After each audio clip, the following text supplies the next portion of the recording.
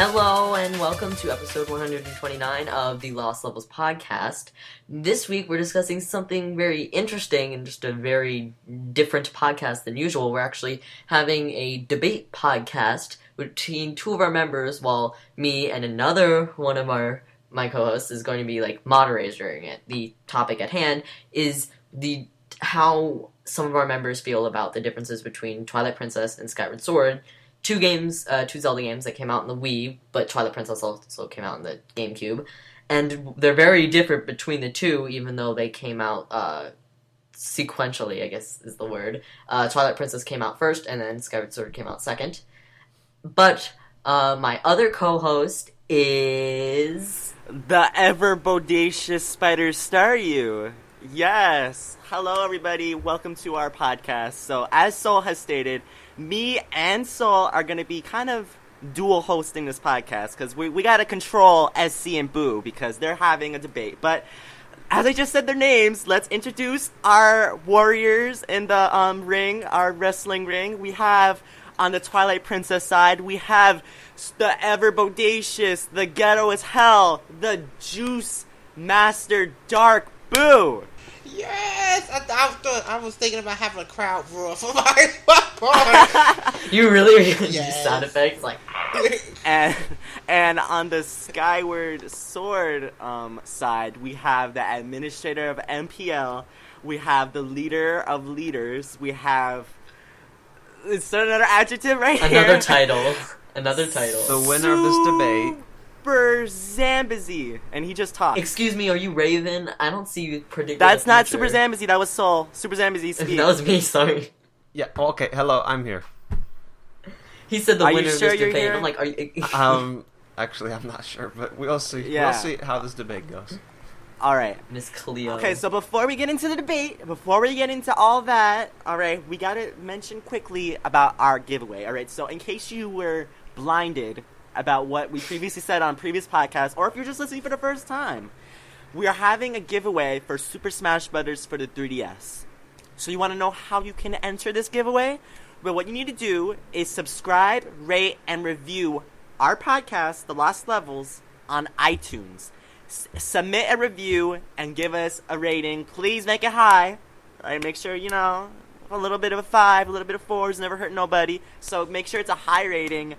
And make sure you subscribe as well. So if you do those things, especially reviewing, you gotta give us a review. You'll be entered to win a copy of Super Smash Bros. For the 3DS. All right. This whole giveaway ends October 3rd at 12:00 a.m. Eastern Time. So make sure you submit your reviews so that you can potentially win a copy of Super Smash Bros. For 3DS, free of charge. Yes. So anyway, now I'm going to hand it back to Sol for this Legend of Zelda debate, war. I'm going to call it a war because it's not a debate, it's a war. Dark Boo and SC are about to butt heads. Alright, so go ahead, Sol. So start with the War of the Ages. SpiderStaryu is going to be timing each person, SZ and Boo, will have a minute to bring their, topics at hand on our debate topics. Yes. Our first one being puzzles and gameplay. They have a minute to discuss, and then more than likely they'll have a difference of opinion, and they'll be like, well, I think this is this, and after that we continue on with the next topic. So with our first topic, we're gonna actually have SZ start first for Skyward Sword, and then Boo will say his piece, and then they'll probably argue. The first topic is puzzles and or gameplay. Alright, SC, go. Okay. Every Zelda game has great puzzles, great gameplay. I think Skyward Sword has the slightly better puzzles and gameplay. Specifically puzzles because items in this game are much more useful, and just the gameplay with the sword and the motion controls, it all just works better, and that plays into the puzzles that you find in the dungeons and wherever else, what have you. And I think they were just more interesting in Skyward Sword. Not to put Twilight Princess to shame, just Skyward Sword I think was better in this category. What puzzles are in Skyward Sword? Boo, come on, not interrupted. He has 1 minute. You have to wait your turn. Okay, that's really all I needed to say, so Dark Boo can go ahead, do his minute. With Twilight Princess. First and foremost, what puzzles are in Skyward Sword? Secondly, Twilight Princess incorporates more of the item use. Well, usually there's only one item per dungeon. It incorporates many item use in the dungeons, and I mean it's very efficient. The double claw shot, and most of the items they are actually fun. I can't pronounce it. The Dominion Rod. That one, I don't know. That one in the Temple of Time. That was the best item to use, and made the Temple of Time way more fun the way it was. And there are more extensive puzzles that require you to think instead of being very straight. Instead of it being linear, it can be collinear. And the puzzles, the Goron mines using the iron boots for the electricity. Those puzzles are more innovative and they're not very linear. Especially Lake Bed Temple, if it's hard as hell, claw shot challenges. So I was gonna say, was that the one with the claw shot? Yeah, so I think that Twilight Princess is not way more better, but it's very efficient.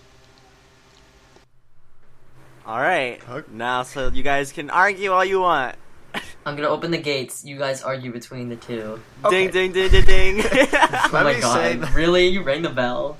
Let me say that the items, I know we have a topic on items, but the items really play into puzzles, and just the items that you use in Skyward Sword are so much better than the ones in Twilight Princess. They're much more, they are created with the dungeons and the, okay, no, that's for Twilight Princess.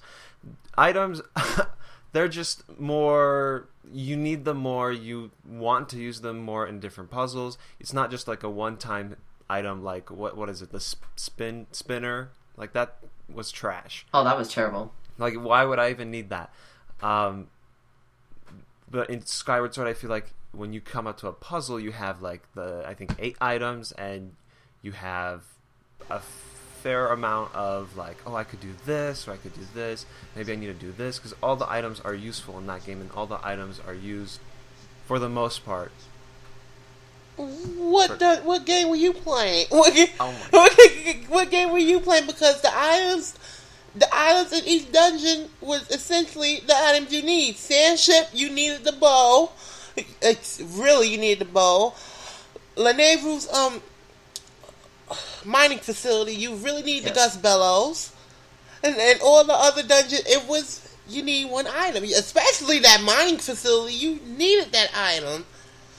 So I don't understand that because you really just need one item for the dungeon. The only item that was innovative was the beetle. That thing was the only innovative one for me. And I don't really see the items you really having an option because they really use one item.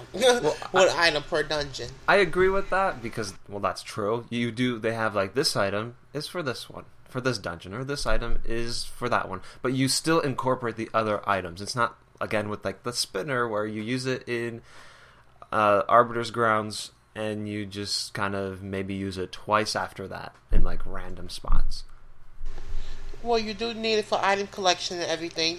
And to get a piece of heart in Hyrule Field, you need the spinner. And you need to know how to use the spinner carefully. Those are like really specific things that it's like, okay, well, why do I have to carry this in my inventory to do it for like that heart piece and I think in the castle later on. But you still use the spinner. Only item that I know you don't use for a fact is the Dominion Rod. You just use that once in a dungeon and that's it. So I understand the item gets, scrapped. After that dungeon, the item is scrapped. And we gotta save the items later on because I run a clock T on items. But gameplay, Skyward Sword is more of the controls. Basically, the controls give it the much appraisal. It makes it worth more. But my thing is that the dungeons and such. Oh, we talking about dungeons right now? Puzzles. That's for later. Well, yeah, no, I guess you could talk about that. Well, the puzzles in Skyward Sword, essentially you didn't have to think hard compared to Twilight Princess. Twilight Princess, it does not come easy. It requires you to actually think at times. Well, let's try to think of some specific examples, because I think 2 puzzles come to mind when I think of Skyward Sword. It's the one with the the Isle of Songs, before you start doing all that harp nonsense. You have to do like this puzzle on the island where you push the 3 walls or whatever, and then the whole entire Skykeep dungeon is a giant puzzle itself, and I thought that was just so awesome and such a great puzzle. So those are 2 really cool examples for puzzles in this game. Twilight Princess, what about it? Late Bed Temple, incorporating the use of claw shots in order to manipulate the waterfall. That's one prime example. Arbiter Grounds, like that's a if and then statement there. There's so many dungeons. You got so many dungeons, so it's hard for me to actually keep track. Palace of Twilight.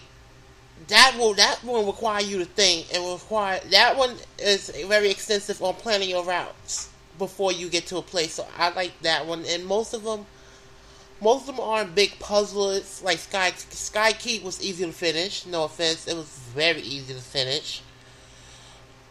I don't understand how that requires somebody to actually think, because the puzzles, only thing you just did was just reinvert rooms, and it wasn't that hard.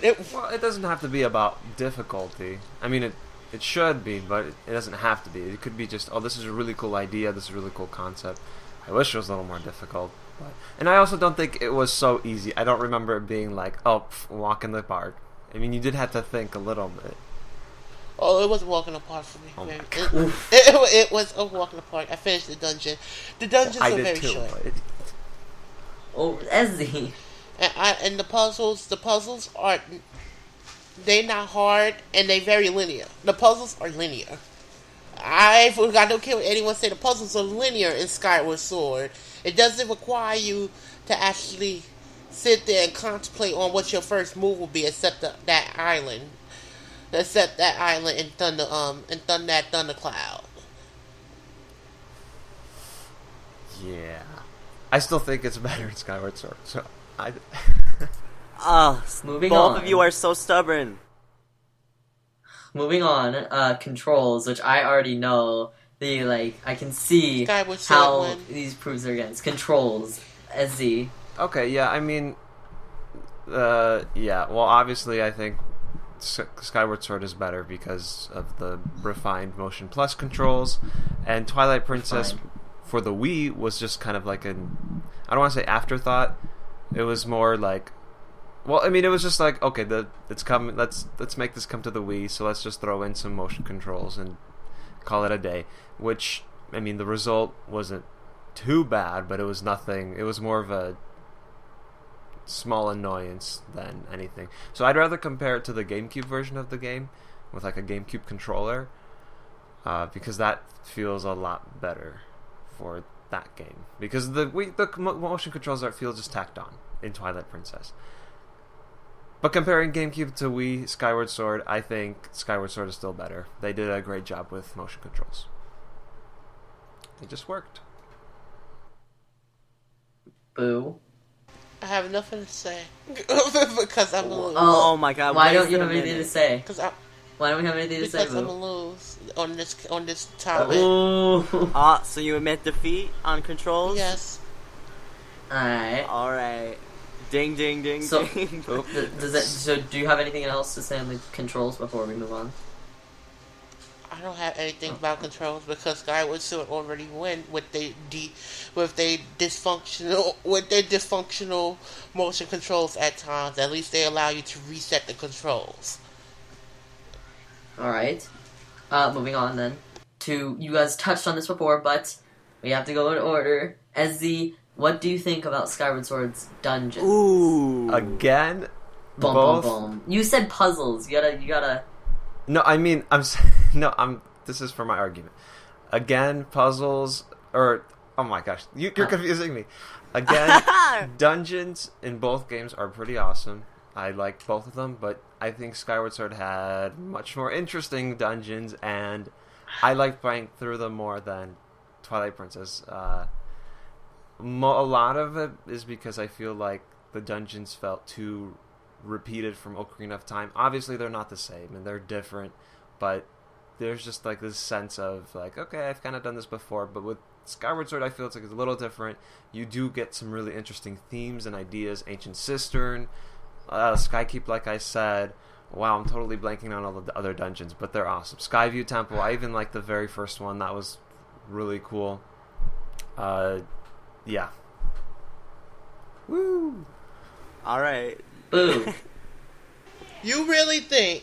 Boo, wait for Oh me. my goodness! First and foremost, the dungeons were so linear and let me not even go into that. Oh. That's the dungeons in Twilight Princess require you to sit down and think.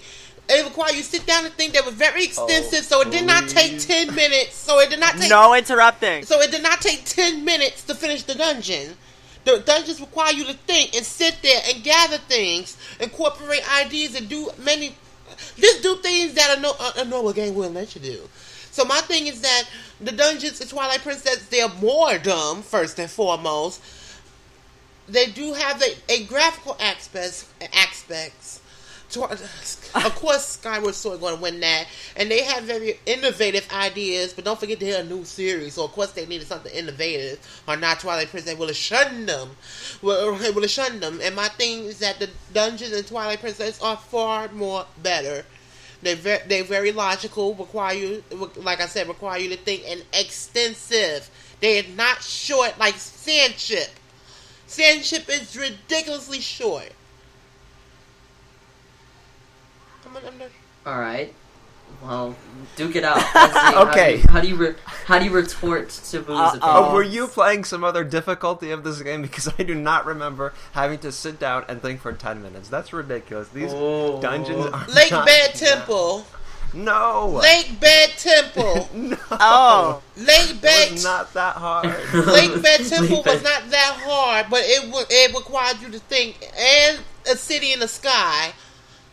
A City in the Sky was was just not confusing than like hard. That was just like That's the point. That's the point. Freaking Sandship is like the 5th dungeon, and it's not hard. In Skyward Sword, it's the 5th dungeon, and it's not hard. It's not the hardest of all dungeons. First and foremost, only thing they have there would make it hard is enemies that are what's the word that I want? Annoying. Sure. Troll. They have trolling enemies in Sandship. And only thing they thought of doing, which was innovative, is just changing time. But the dungeon was simple, very short. Skyview Temple was the short it defined short in one sentence. It was it's very the first one, and the Forest Temple is maybe a bit longer, but it's like okay, it's the same in difficulty. It's pretty standard. I mean, Skyview is just more interesting. Like we've done Forest Temple, we've already done that before. Skyview Temple was Forest Temple, but it had like a cool twist. They It was changed like the name at the last minute. Oh. They changed the name at the last minute. Even the warp stone, that bird statue, even it said warp to Forest Temple. Okay, I don't know what you're talking about anymore, but The bird statue, yeah. it does say warp to the Forest Temple. Apparently, wasn't it originally supposed to be the Yes, Forest they Temple? changed the name to Skyview. well, good. Well, I'm but glad they changed it because it doesn't really reflect the Forest Temple that much. It's different, and I like this theme. This is just more like aesthetic. I like this. It felt very. I said mystical. I don't know if that's the right word, but it's like it's got this fog, and it felt really interesting. The only one Cool. that was the longest, and truly can be the longest because it was almost the last dungeon, was Fire Sanctuary. Earth Temple was short. Earth Temple was ridiculously short, and it was not hard. Earth Temple was short, very linear, very, very, very, very linear. I mean, it was linear. You go in this room, you're gonna go in that room, you're gonna go in this room, you're gonna go in that room. That's how linear it was. I can't stand linear dungeons because if you're in a dungeon, it requires you never in the series of Zelda had a dungeon that was so linear that they took emphasis of dungeon and put it into motion controls. That's what I did not like. It was and it kills me. And the Fire Sanctuary was the only one that was probably the one I like.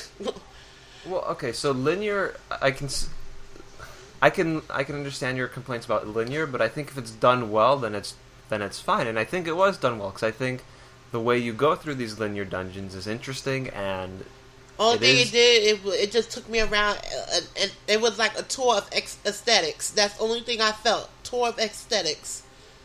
That's the only thing I felt. Okay, well, hold on. Let me get to... Where can I find the dungeons for Twilight Princess? Let's see. Forest Temple, Goron Mines, Lake Bed Temple, Arbiter's Grounds, Snow Peak Ruin. Arbiter's Grounds... Those were unique, and you talking about uniqueness? Those were unique Snow Peak Ruins? Yeah, Snow Peak Ruins. I love Snow Peak Ruins, and I actually do like Lake Bed Temple better than like Water Temple and whatever the Great Bay Temple. But some of these like Goron Mines, Forest Temple, it's like okay, I don't want to do this again. And Temple of Time was like, I mean, it was no. Everybody who played Zelda said that was the best dungeon ever, and that was the best dungeon ever. That was the most innovative and the most fun and the most tedious at the same time. The Temple of Time for Twilight Princess. That was the best dungeon. You used the Dominion Rod and you controlled that statue. You had the most fun whatsoever. But getting there was all hell because it was tedious. But it was very fun. I will say, yes, it was a cool concept. Like, oh, look, this is the Temple of Time. But, there's a whole entire... there's like a temple back here. Cool. That's a cool idea. The Dominion's Rod and the use of that was cool. But overall, it's just like, okay, this is just whatever. This isn't really doing anything special. It's just an average temple for me. That's the same thing. That's the same thing for Sandship. This is okay. I mean, well, no, I don't think so. I think the manipulating time aspect was really interesting, and I think it was interesting. But they made it very linear. They made it to whereas you didn't have to sit there. What do I do next? It was obvious what you had to do next. Well, and that's okay if it's done right, and I think it was done right because of the use of the time shifting. It's the whatnot. 5th dungeon. You don't need something to be so narrow-minded. It's the 5th dungeon in the game. I'm like, really? Well, I don't think difficulty relies on linearity. It's supposed to increase. There was nothing difficult about that dungeon. I find that it was tedious, very tedious, but it was not hard. The difficulty curve, I can't even say it was not exponential. It was gradually increased, and it didn't even hit the highest. It just gradually increased. In Twilight Princess, the dungeons got very extensive, although at times it was just annoying. It was an annoying extensivity, whatever the word is.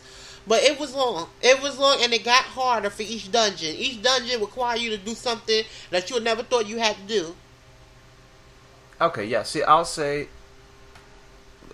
sometimes the dungeons in Skyward Sword can be a little too simple, and some of the dungeons in Twilight Princess can be just a little too long. And I would agree that the dungeons in Twilight Princess are a little harder than the dungeons in Skyward Sword.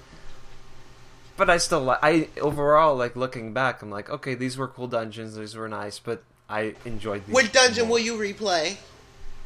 Cistern. I loved Cistern. Ancient Cistern. Loved it. But that's because of the aesthetics feature. That's only because of the aesthetics feature. That's not because of the gameplay or anything, or the dungeon itself. It's because you have light on one side, and in the basement you have darkness. That's definitely it's not. He could still make that argument if he likes the graphics. That doesn't mean he can't, like, if he likes the graphics, he can still replay it. But you only chose one dungeon. So okay, Ancient Cistern, Skykeep. I did like the mining facility. I thought that was really cool. I already said I like Skyview. The only thing with Earth Temple and Fire Sanctuary, I'm like, I don't know why we needed 2 fire dungeons when we could have had something else. Because they're located at the fire points. I know, but it's like you could have done something different. I don't know, like a underground crystal thing under the volcano. I don't know. Anything. Oh, that would be cool. I don't believe the dungeons are better. They have better graphics and such because it's a new series. But I don't believe the dungeons. Even I asked people who even play Zelda and stuff. They said the dungeons in Twilight Princess was far more better. They said only thing Skyward Sword did was graphics, motion controls, and they really didn't care about the dungeon. Only thing they did, dungeon authenticity, graphics, motion controls. They did not care if it was easy or hard. And just to reiterate, like, I'm arguing against Twilight Princess, but I like them very much, and they're pretty close in terms of how much I like them. It's just I like these better. And really quickly before we move on, Palace of Twilight, like, that could have been so much better. I was disappointed with Palace of Twilight because it was like you finally get into the Twilight realm. That was linear. After the first series of main rooms, it became very linear. Yeah, Hyrule Castle was really cool though. I like that. That was fun exploring. I didn't expect that to be a dungeon. I didn't either. That's why it was cool. Moving Ooh, on. what a cat fight! What a cat fight! For what? Wow. For which dungeon? I don't remember much about either dungeons. Like, I don't even remember the Temple of Time. Yeah, I can't. I could barely remember the names, but seriously, what a cat fight! Wow, you go girls! Alright, moving on. Such angst. You also discussed a little bit about this, but items, you probably should, like, discuss each item for this, because they have a lot of... The Zelda series is well known for their items. Should I say one thing about the items? Skyward Sword gonna have the upper hand. Because you get the update, you get the power up the items. If they lackluster items, then you can improve them. All right, okay. So let's who's gonna start? Let's see. Okay, Z. Okay, yeah. I like Skyward Sword items better because there's fewer of them and they're used more and they're used a lot more efficiently, I guess. In addition to that, the upgradable item aspect, have we done that before in Zelda? I don't think so. No. Well, no. No, because because it wasn't upgradable. They just had a more powerful version of the item. That's what they had. They had bombs, then underwater bombs, regular bow, fire bow. Yeah. So it wasn't no upgrade. You have to make an upgrade. Yeah. So basically, for those reasons, and I just enjoyed using them more, and I think they were enhanced, I guess, with the Wii Motion Plus and whatnot. And the only thing I'll give Twilight Princess is that while some of the items were kind of like, why do I have to have this in my inventory? They did have some really cool ideas. Ball and Chain, that's cool. Dominion's Rod, that was cool when you actually used it. And like Spinner, while useless after the dungeon, okay, yeah. I'm going into... Okay, go ahead, Dark Boo. Well, items... Only items that were innovative I thought was Gale Boomerang. The others, let's say, they were one-time use. Some of them were just one-time use. And so I have nothing else to say about them. One-time use items. I never mind a one-time use item, but my thing is the Dominion Rod. It was a side quest before actually getting to the dungeon, so I didn't mind that. Actually, yes, I did because that item was useless. What's another item? Yeah, I don't have that much to say about items because Skyward Sword already beat it. Alright, so moving on to the next topic, since I have to... the boss battles, I already know the argument for this one as well, because I favor Twilight Princess's ones, but besides the point, Zelda is very known for its boss battles, and these two aren't different between boss battles. So, how do you feel about Skyward Sword's boss battles? Skyward Sword definitely has the better boss battles. Shut up. Oh my god. Like, literally, what? No interrupting! No, I can interrupt. Are you talking about that weird, like, excuse me, with Miss Medusa with the Tantalus. one eye? Hold on, let me give my argument. Tantalus is gross. I will say... Okay, the reason I like these bosses is because of the way you actually have to fight them, not so much what they are or what they look like. I can agree with you on that. Because again, both games had great bosses, but I just feel like Skyward Sword did them better. And I will say, because you can see me that I'm totally going all over Skyward Sword and saying how awesome it is, there are a few topics upcoming that I don't think Skyward Sword is better. So, just forewarning. But yeah, bosses, so much better in Skyward Sword. Okay, not so much better, but they are better in Skyward Sword. Bosses, not bosses. Bosses. Only thing they did was just add motion controls to them. Pyro from the freaking Earth Temple was whack. It was very whack because it was obvious what to do, and it was very linear, very, very linear. And I'm gonna just go through every last boss, which is a lackluster up because you repeat the boss battle about 5 damn times in the Skyward Sword. Gayram, Garaham, whatever you want to call him, fool. Wait, Excuse me, don't insult Giraham. You fight that fool like 3 times. He's the boss in Skyview Temple. He's the boss in Fire Sanctuary. You gotta beat him in the Sealed Grounds. You faced him like 1,000 times. I'm sick of it.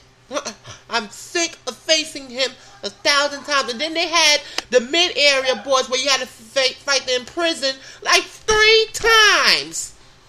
The bosses became repetitious immediately. Now back to Twilight Princess. Back to Twilight Princess. Each boy.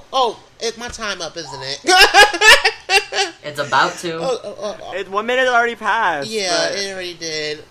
Well, Why don't you just go ahead and finish. Yeah. But Twilight Princess, how can I put it without being condescending? Each boss. No, that's gonna sound rude. How can I put it? You didn't have to face the same boss like 3 times in a row. 2, they incorporate the item. They incorporate the item with the actual boss. Because little do you know, I think you get the beetle in Skyview Temple. You don't use that item for the boss. No, you don't. Fire Sanctuary, you don't use. Fucking kids. Fire Sanctuary, you don't use the digging mitts for the boss. So my thing is that you don't use the dungeon items to actually beat the dungeon boss. So that's one thing I didn't. That's one thing I didn't like about it, and whatever I don't like. Of course, you did it in Twilight Princess, so I could just end that right there. Ooh, let's talk about bosses. Now come did it as because I wish you would tell me something like that. I wish you would try to even say that the bosses were better. I can say they almost right there next to each other, but they're not. Don't add motion controls in the mixture. Take motion controls out. Absolutely. No, you have to, because that's what makes them so much fun. Playing them 3 times is okay because it's so much fun.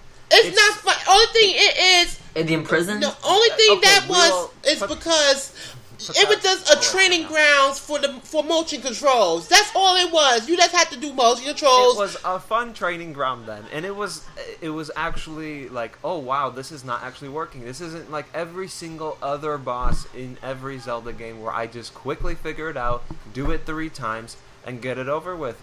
When I first played Girahim, it took me some time before I was like, okay, I actually have to use the sword like this, and I actually have to avoid this without whatever you have to do in that boss. I can't really remember exactly, but it actually took me some time to figure it out, and it was actually fun because I wasn't doing the exact same thing. Oh, pull out the item that I got in this dungeon and use it on the weak spot 3 times. It was actually different, and I had to think for once. They repeated him. And that's fine because it was fun. And it was not fun. The first time it was alright. The second time it was really. The third time it was like, are you serious? And then in prison, we don't like facing repetitious boss. We don't like boss battles, which they were just lazy. Because Girahim had nothing to do with the Fire Sanctuary as being the boss. Nothing. Not a zilch. So my thing is that there was no reason. No reason. And then after the other bosses, incorporate dungeon items you get. Lanayru Mine Facility, Mold Worm. You had to pull out Gus Bellows, blow him out the sand, attack. That you had to do that. Tantalus, Sandship, you had to. first cut the things off and then fire the arrow at his eye. You had to do that. Sky Teeth didn't even have a boss. First and foremost, they didn't even have a boss. So my thing is, and then after, if you want innovation, Palace of Twilight, when you had to face Zen and go through all of the dungeons, that became almost semi-equivalent to Garahim, facing him 3 times in a row. That became almost equivalent. So I don't mind. And first and foremost, you're going to need your dungeon item to beat the boss, or not really add game breaker effects. Especially if somebody can just get into the dungeon without having to get the dungeon, without giving the necessary item. So my thing is, I didn't mind that. And I don't like repetitious bosses. And everybody on the forum for Legend of Zelda couldn't stand they had to face the same boss 3 times. So everybody was complaining about that. And Pyro sucked because it was repetitious. Very repetitious. Whereas you didn't even get hurt. And then after the time trials, I beat that boss in like freaking 35 seconds, 45 seconds. So my thing is that I don't like repetitious bosses, and the bosses, if they weren't easy, that I don't know what to call them. So my thing is that I don't. Gearham was new, but after the first time, you just didn't want to do it again. And the fact you had to do it 2 more times, it's embarrassing and very lackluster on the boss part. And the final boss was not hard, none at all. The final boss was not hard. You can't tell me it was. It was not hard. Anybody can do that final boss because they incorporate the motion controls what made it stupid easy. I agree. It wasn't hard. But I think atmospheric-wise and just what's happening, what's actually at hand, I think that was... What atmosphere is there in Forest Temple that you can say that the I'm talking about Demise. Oh, okay. That game has been out for 3 years. Nobody says spoilers for that. I was going to say spoilers halfway through a podcast where we've been spoiling everything. Well, for him, the atmosphere is the aesthetics of it is very nice. And the fact that you had to incorporate the lightning to actually use it against him. But my thing is that nothing could beat the final boss for Twilight Princess. In the series, it was. Twilight Princess has the best final boss compared to the Skyward Sword. What was that? So the fans know what was that final boss? What was that final boss? So the people listening know. For Twilight Princess, it was like 20 different things. It dragged on. No, Ganondorf. Well, it was the beast, the puppet, and it was then the horseback ride. First it was the puppet, then it was the beast, and then it was the ride. It made it more climatic. Yeah, there was a lot of battling to it. Yeah, it made it more I'm about to say combatic. Climatic, which that's how a boss battle. That's why a final boss is supposed to be. It's supposed to lead up to the suspense, and seal the grounds, going through all that. All it was, it just spamming enemies. Fight through the enemies. Get to the second part. Boom, fight to the enemies. Boom, get to the next part. Boom, fight to the enemies. Get to the next part. Boom, fight to the enemies. Get to the next part. Hey, Garaham, let's face you again. Well. Hey girl, what's up? Okay, when that happened, that was so awesome. Being able to use your sword to knock back like 30 different like enemies in once. That's why Hyrule Warriors actually looks really cool because that's all you do. I love that game. But okay, and I don't want it to make it sound like, oh, here's Demise and the whole final boss of Skyward Sword, and then way over there is Twilight Princess on the scale of how much one is better than the other. No, they're very similar. They're both really good. It's just I like certain ones better, and I like Demise in this case better. You like easy bosses. I realize you like easy things. My gosh. No. Someone's patronizing. Because I'm not saying they're easy, but you like things that are it rise up real quick, whereas you understand it real quick. You don't like things that require certain skills and tasks. Oh wow! Okay, I well, always give me some said examples. that SC was a simple person. Oh my god! I need some examples for like give me specific bosses because I don't think I Demise, agree for example. with that. Demise, for example. Okay, well, I don't like it. It's simplicity. There's a fly for its simplicity.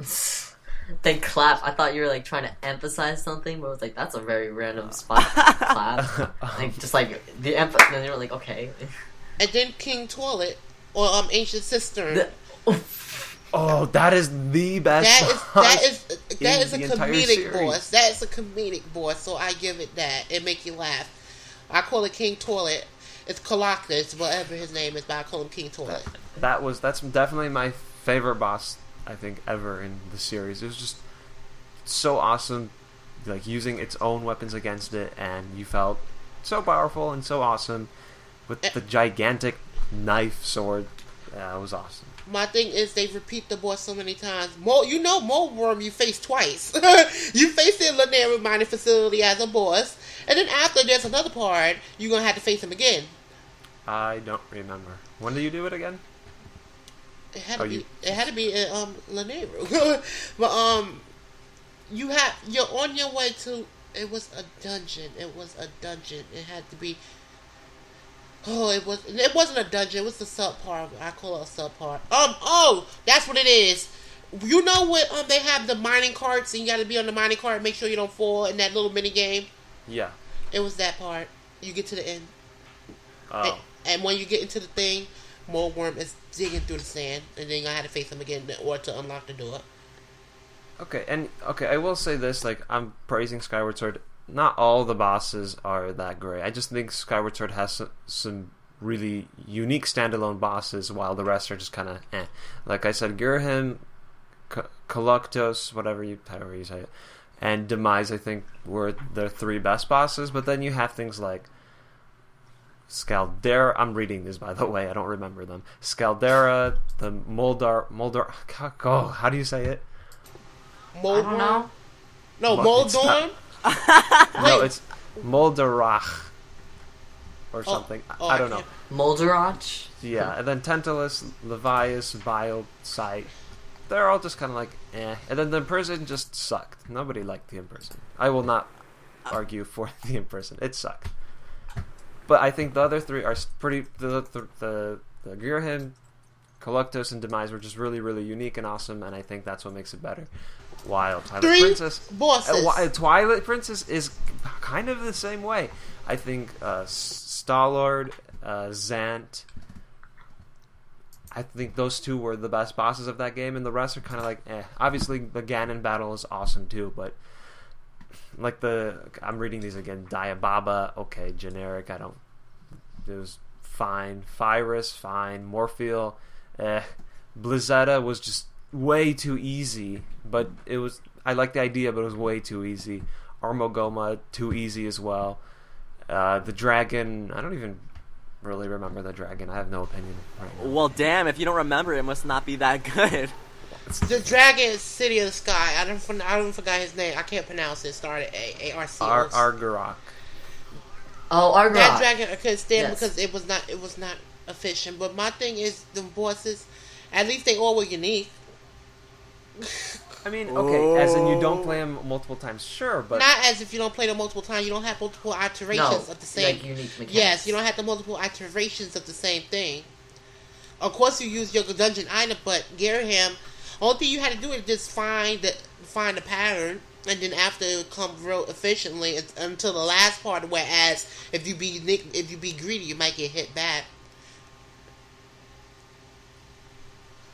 okay. Okay. 10 Do you have anything minutes. to follow up? 10 minutes Do you of have this, guys. I mean, Do you have anything to follow up on that, SZ? I don't see what's inherently wrong with finding the pattern and figuring out that's every single boss battle. Like, you will end up doing that for every single boss battle. But you said In the each game. fight was unique. Well, it is, as in But you just Well, it's unique, but you do have to find. He's saying it's unique in its own way. Like, you do something different that you wouldn't expect. But it's only one. It's not. not It's for you still every have to find the boss. Not pattern. for- I don't agree with that with every single boss, but I wasn't saying that. Oh, okay. Well, for things like Girahim the first time, you definitely have that sense. I think same thing with, with Coloctus, because I don't think people immediately realize, hey, I can pick up these giant things and things like that. And Demise was just, you don't really have that kind of stuff in other Zelda games because you don't have the motion controls, and that really does change the boss battle. I'm kind of exhausted on this topic. I don't know what else to say. Moving on. Story. this includes characters, in case, like, this is including characters, and, SZ. Oh my gosh. I want to finally agree with something on Twilight Princess, but the story of Skyward Sword was better. Explain how it was better. Oh, heck, because I it agree was with it SZ was on an that. origin story.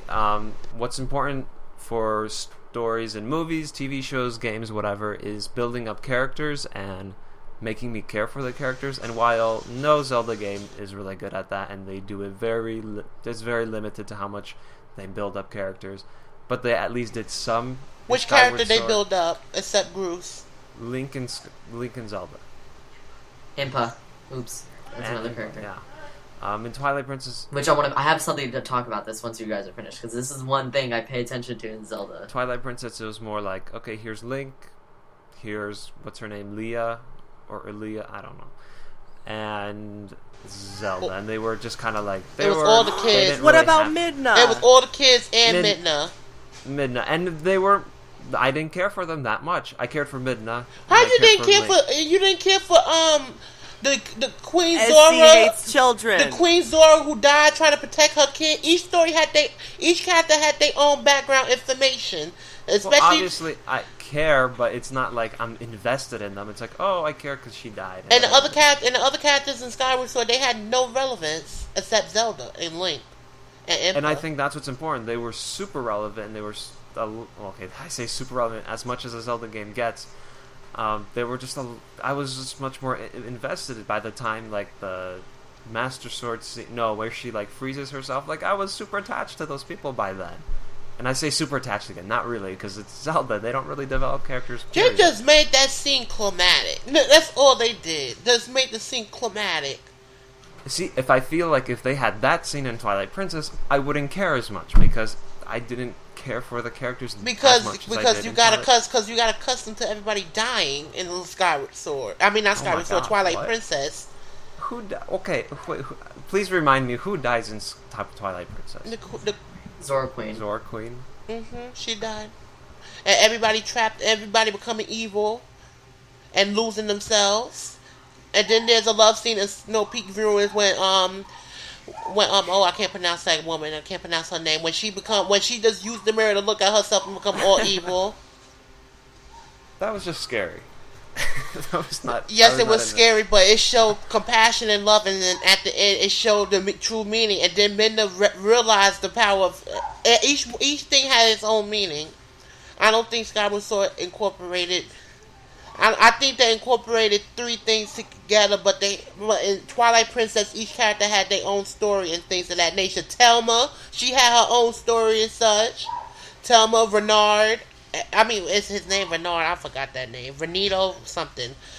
Each character had their own story and had a purpose. Although the purpose was not major, they had its own compass in the story.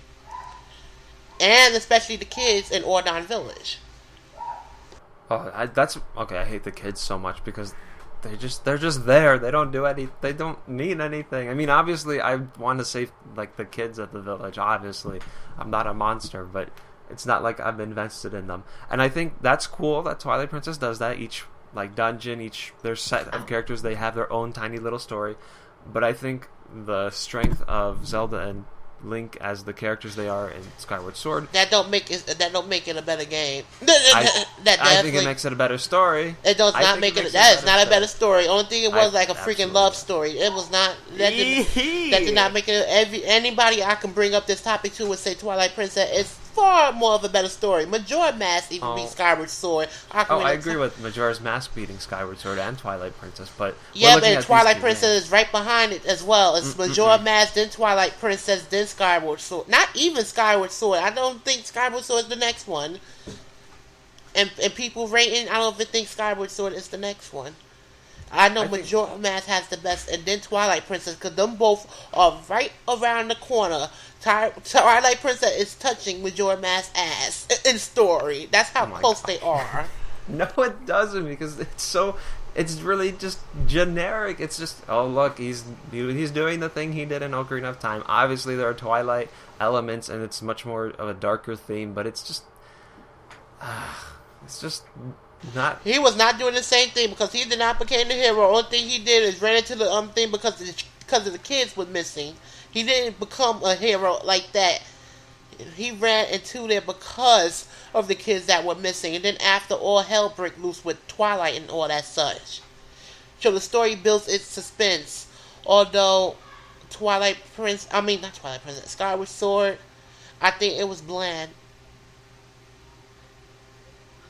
Are you guys finished? No. Okay, as you were Shade. he paused. I apologize. I'm done because I don't have anything else to say. I let the viewers and everybody else and statistics prove. Yes, let the statistics prove which one has the better story. Obviously. Oh, I already did that. Majora Mask and Twilight Princess. Oh my gosh. Anyway, no, I think the origin story is much more interesting. It's much more interesting. I mean, Twilight Princess, like, it didn't really go that far enough. Define the physical attraction between Link and Zelda, and define each character memento inside the game. And define the story of the encompass between Hylia and Zelda, and how she became the human embodiment of Hylia, and define who Hylia is as well. Are you quizzing me? Yep, because that's how you'll figure out if the story's good, because it has a lot of backstory. You gotta know the backstory. If you don't know the backstory, you can't say the story's good. Okay. I don't remember that, and I love Checkmate. No, you can, honestly, I just don't remember that. I'm trying to jog my memory. Like, that's only how some people say the story is good, because they know the backstory. You gotta explain the backstory of the Zelda series and how it relates to Skyward Sword. Sword? Of Skyward Sword. Explain the backstory of Skyward Sword. Skyward Sword has a huge backstory. There's the goddess Hylia way back. There's some kind of battle. I can't remember what she does. Sacrifice herself. I don't remember. She never sacrifices herself. I keep trying to remember. She becomes somebody. She does something. Point being, she is Zelda, or she is Zelda in human form, I guess. Incarnate. What was your question? What are you asking me again? You have to explain the story and explain how it ties with Skyward Sword itself. Okay. Oh my gosh. I'm trying to remember now. Well, because that's how the story for me is good, but Twilight Princess has its own dimensional story, whereas Link didn't become the hero due to the past events. He was just living, and then after, all hell breaks loose.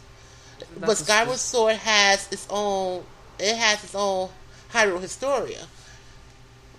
Isn't that the same thing for Link, though? He's just the guy up in Skyloft, and then everything goes down the tubes. And he's in training to become a warrior in Skyward. Sure, but not the hero. A lot of them are, though. So why did they choose him? Well, he didn't really. Nobody really chose. Well, I guess they did. Well, he was predestined, but it wasn't. He didn't. He chose to do it.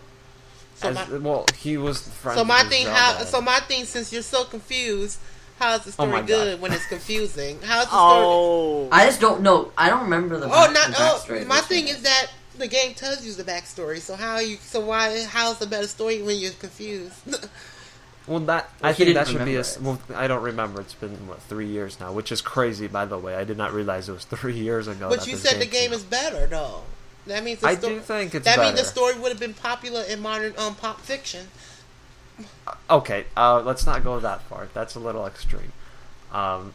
Because then if you wanted to argue Twilight Princess, you would say that's popular or known in modern fiction, and it's not.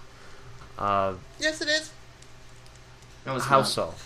Because I said the story itself. The story is fairly simple. There's no reason to have to think about the past history, because the game tells you about the past history, but everybody will incorporate that the history is. Well, let me tell you what happened. While I'm at it, Link that's living in Ordon Village, and we play with a group of kids and such, and everybody knows him and things of that nature. And then, what's the small child? I think, what's the small child? Lane, whatever the one. He runs into the forest. I don't know why. Foolish. Very foolish. And then after Link gets him, return back, and then after everybody take a sneak preview of what happens with, oh god, Twilight creatures, I call them creatures, although they are really human people. Creatures invading and everything of that nature with the nooks and crannies and things of that. And then after, you just warp into this Twilight dimension, and then you find Midna. And then after the story builds itself, and it gives you background. But my thing is, if the game is good, you're supposed to pick up on the background like that. You said it's I don't think so. You said it's a better story. That means you got to compare the stories. Okay, I don't think that's fair because I'm thinking of something like Breaking Bad, which is amazing TV show, but I don't remember everything. There's a lot that happened. But you said it was better. If it was better, that means you can compare one story to another. Okay, I can try to compare, but it's not going to be detailed because I don't. It doesn't need to be detailed. You said you asked me for like this backstory that I don't remember. Yeah. Because that's what the game needed for the story. It's not like. Well, what am I missing from the argument story that in the I game. need? Yes, you do need it because you need to realize the sequence of events. But what am I missing that's so important? In what, Skyward Sword? Yeah.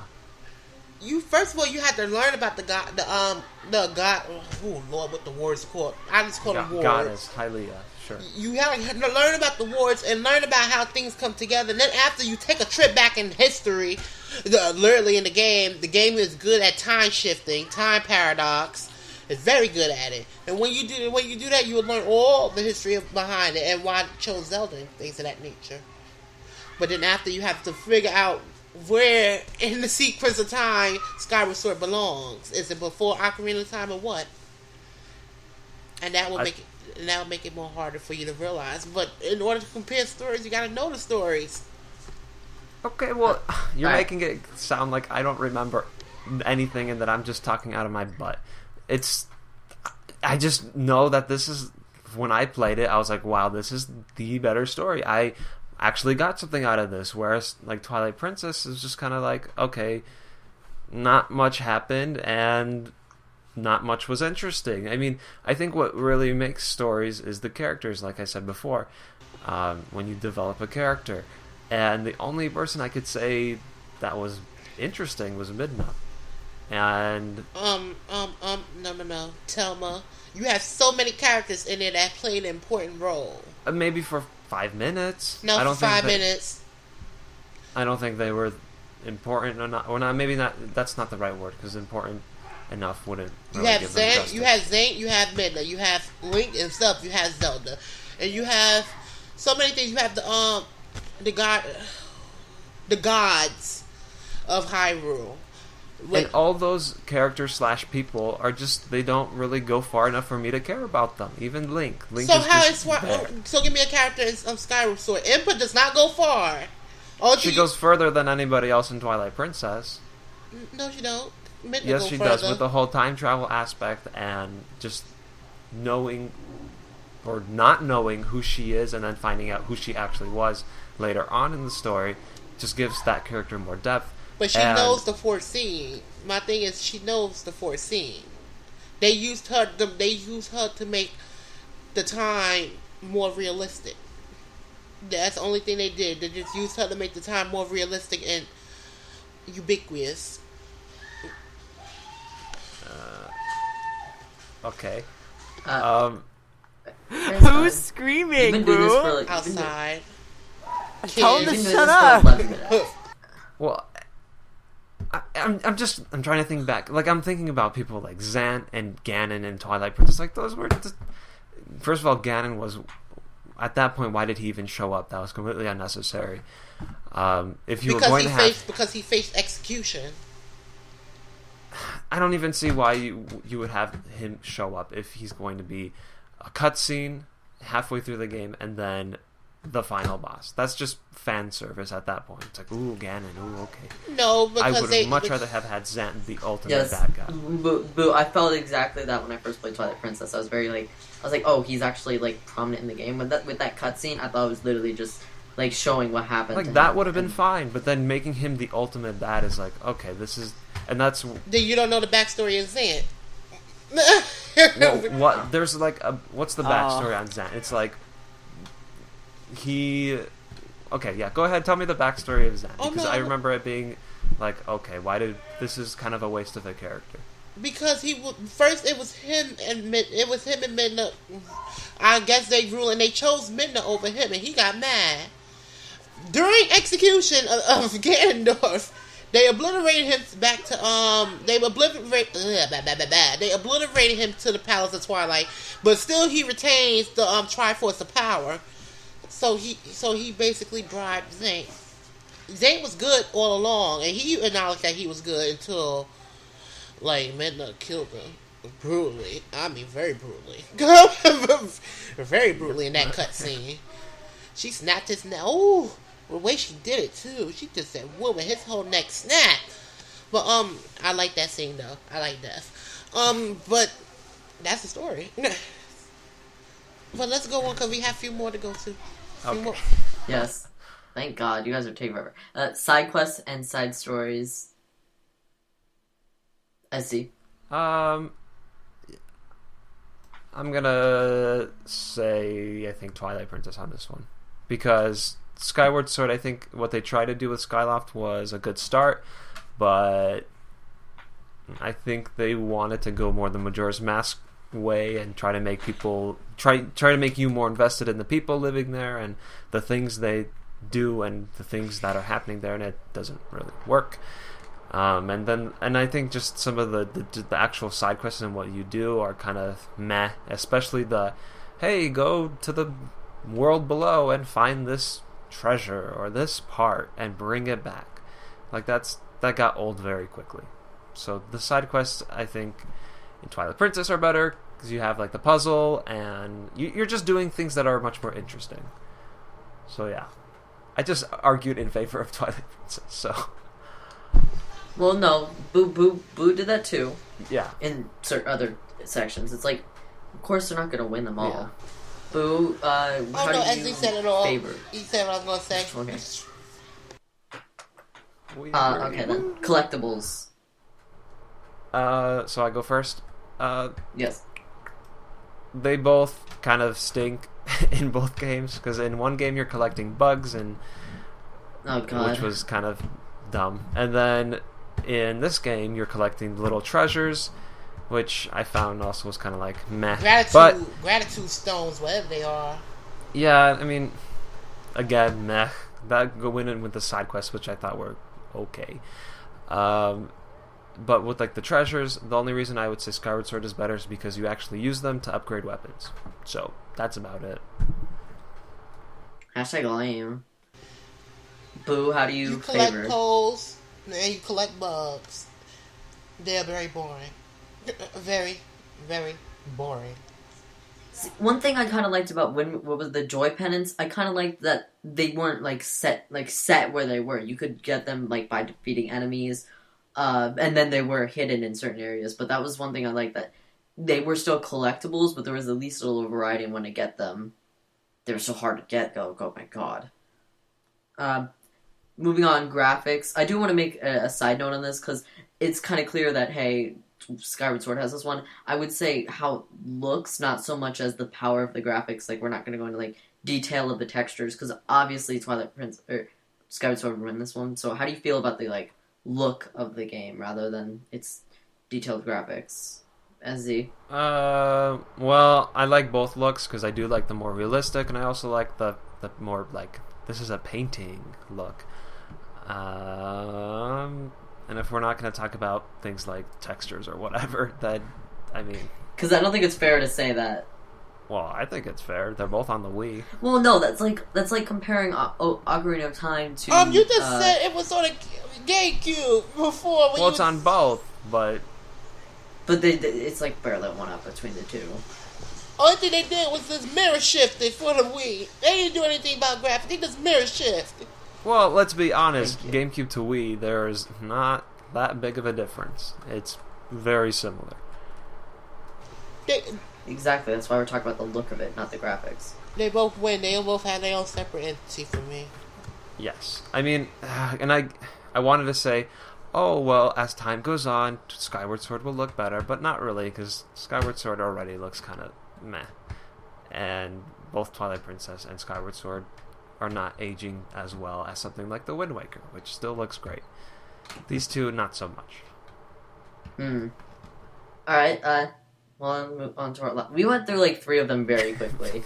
So with, like, the 11 minutes of story and these, like, maybe 6 minutes with 3 other topics.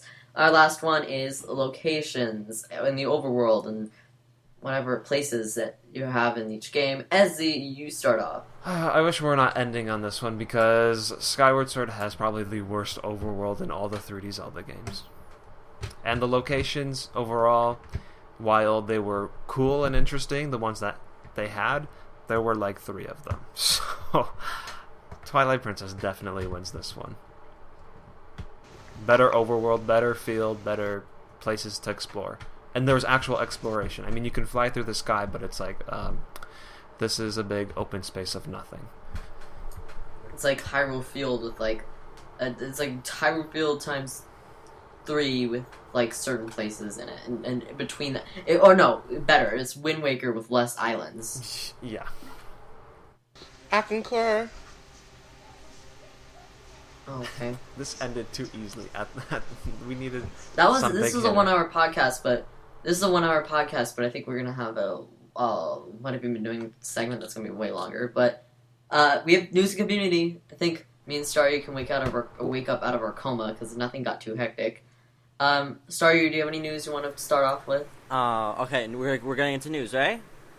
Yeah, yes. Alright, okay, so the first bit of news is something that actually kind of pertains to Mario Party Legacy. So, it seems like, okay, so we all know that, okay, Sakurai, every day of the week, he updates us with, Smash Brothers, updates. He gives us pictures to look at and stuff of new things of the game. Now.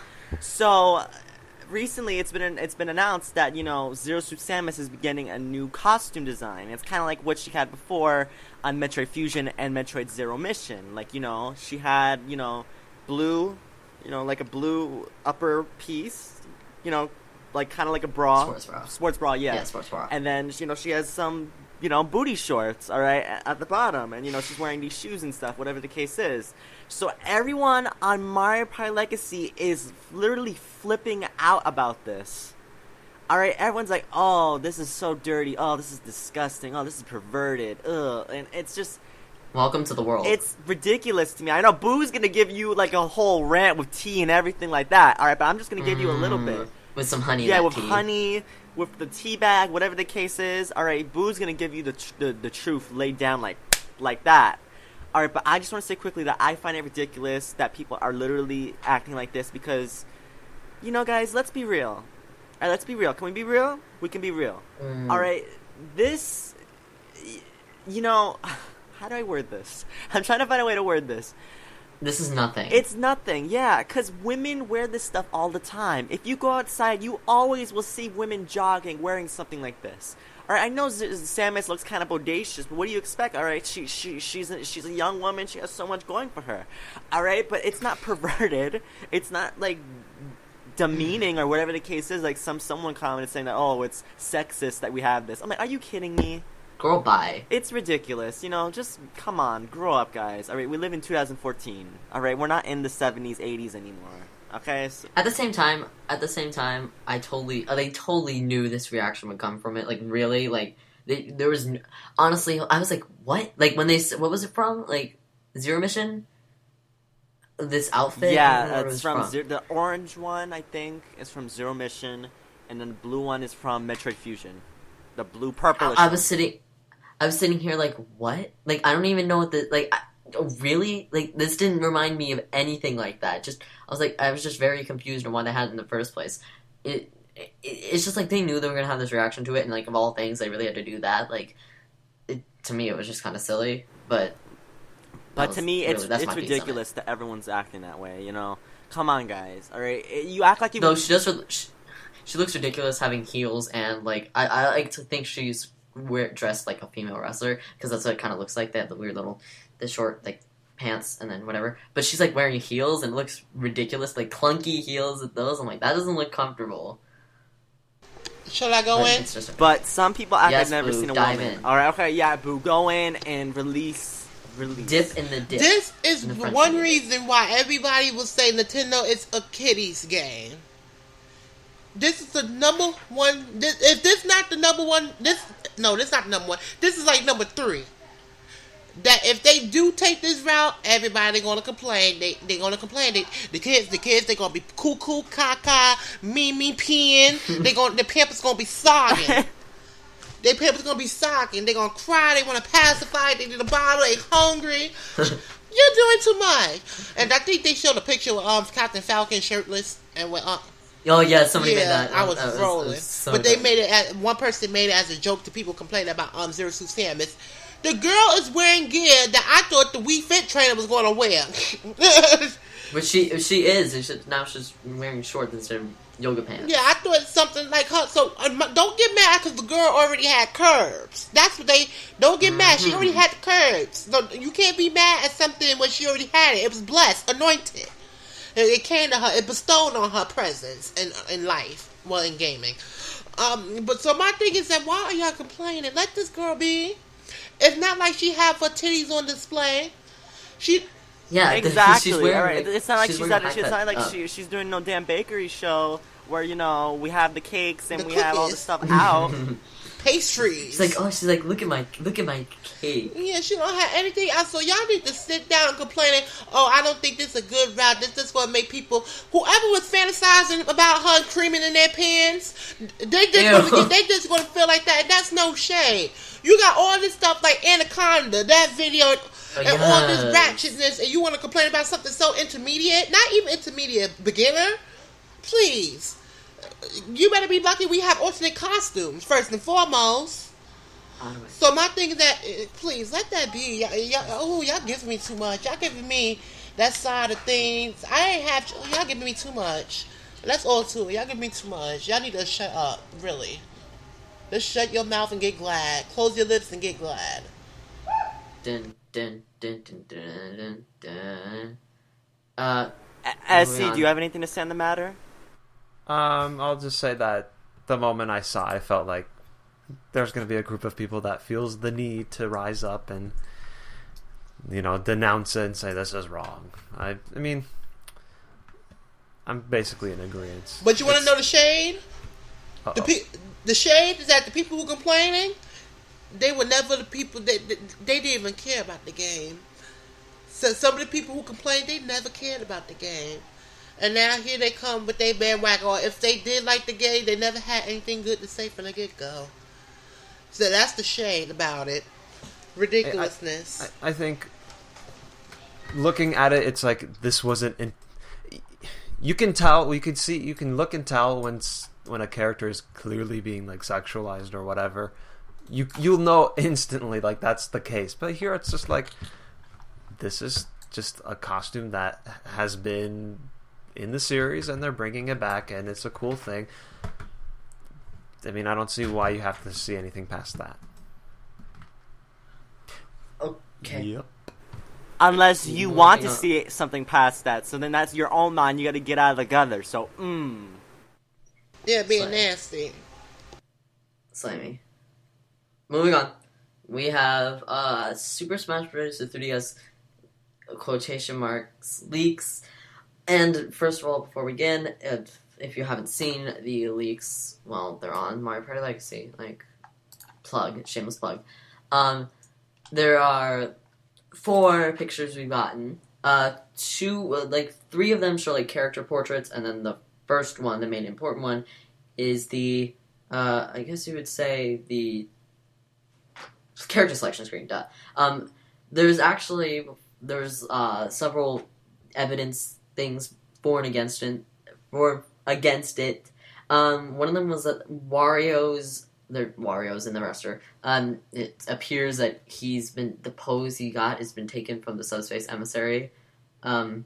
Another thing was, in the character selection screen, they had the bottom one, and there was the fact that Kirby had, like, the lines on his, like, details, like, health stock, there were thicker lines, people were like, that's proof against it, like, somebody made that, but actually, somehow, they if it was fake, which I kind of feel like it is, they knew about that, and they put that in there, because that was actually a glitch in the game, when, you had the cursor hovered over a character and you didn't select it, it would have like thicker lines.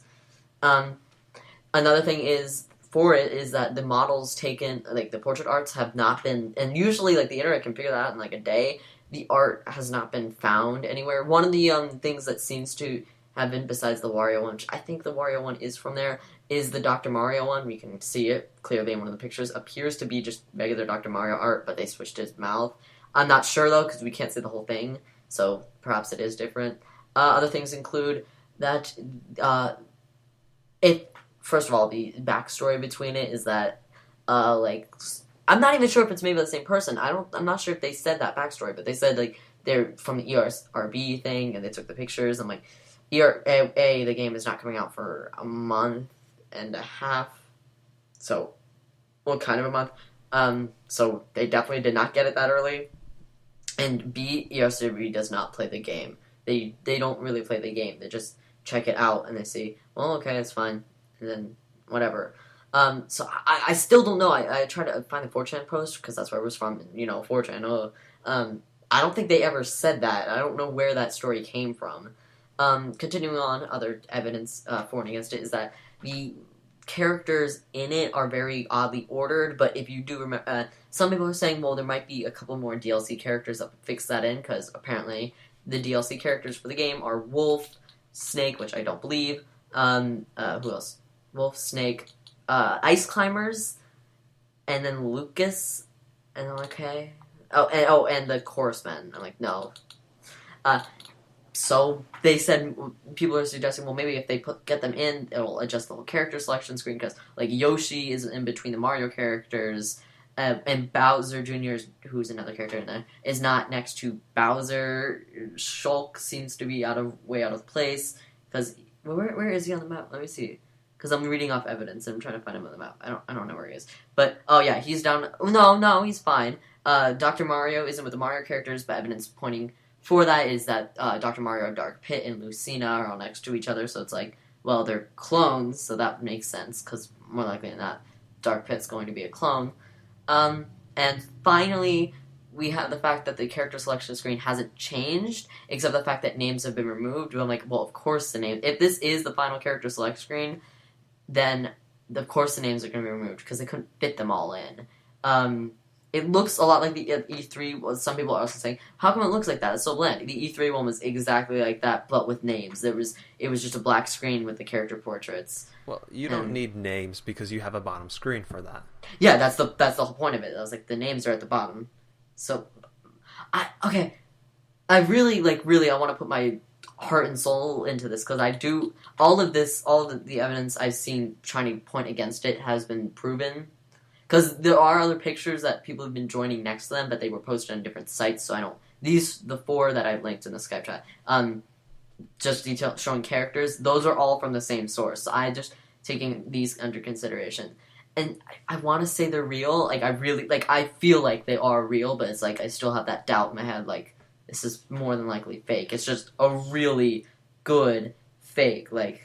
None of the art has been sourced, even though I feel like that Dr. Mario one has been sourced.